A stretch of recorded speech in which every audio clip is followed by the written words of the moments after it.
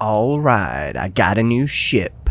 After a solid week of grinding the parts for this thing, I got to deploy this in late week 2. Now, a cool new feature when deploying blueprints is that you have the ability to replace honeycomb that you are missing, but only if it's missing. So I intentionally did not craft a glossy orange plastic so I could replace it with glossy green plastic that I had ready to go when I deployed the blueprint. This is a ship by Loaded, who sells ships and static constructs, and I've posted the coordinates to his shop in the comments, so go check him out.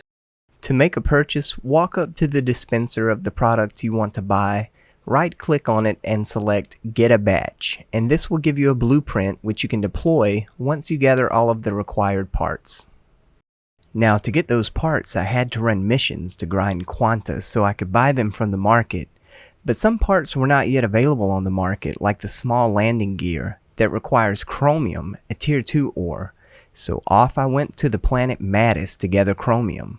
And I had been to Madis a few times in beta, but there was still something magical about making my first trip to a different planet after launch, and I definitely made the most out of the trip.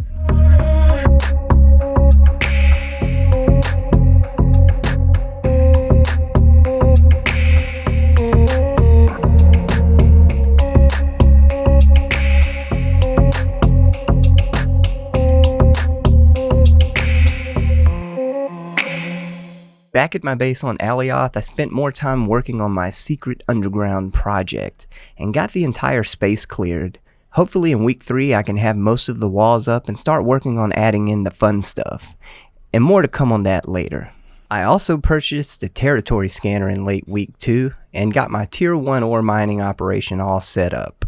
I'll be spending time in week 3 off planet looking for tier 2 ore, and maybe I'll get lucky and find some tier 2 on Alioth, who knows. Now, I did expand my base in week 2 with the addition of a third L core, with this latest core going directly on top of the first one.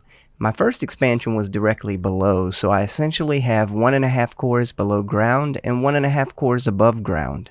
I spent some time working with the Vertex editing tool, working out this steel structural support.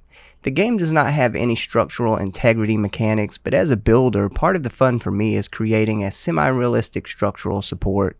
Again, I don't get into the physics of it all, I just have some loose rules that I adhere to just for the fun of it all.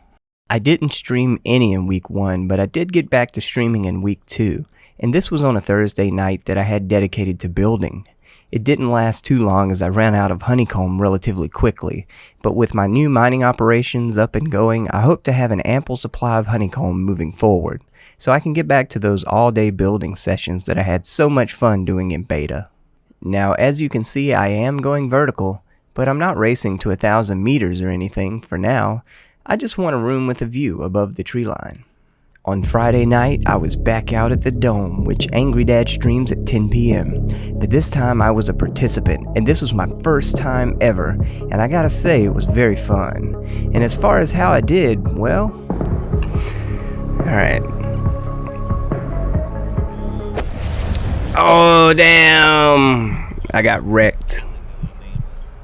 Well, the Dome ended up eliminating me, but this is as much a social affair as it is a contest. So I hung out and caught up with some players I hadn't seen in a while and just enjoyed the rest of the action as a spectator. I reserved my Saturday streams as a day to just go and explore, and I know it's early on and there isn't massive constructs or massive ship shops up yet, but I was still amazed at the progress players had made in such a short amount of time. And I stream on Friday nights and Saturday mornings, and sometimes work a third day in there during the week, so feel free to drop in and hang out. I'd love to have you. Until next time, I'll see you in Dual Universe.